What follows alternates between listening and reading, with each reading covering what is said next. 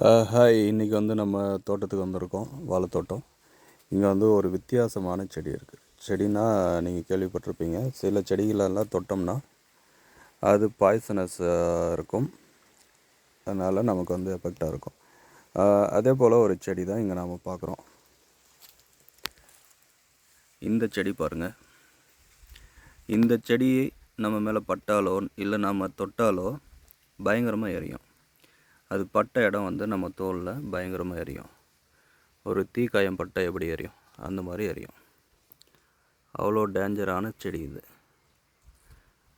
இது பார்த்திங்கன்னா முன்னாடி கையில் உள்ளங்கையில் நம்ம தொடலாம், எதுவுமே ஆகாது.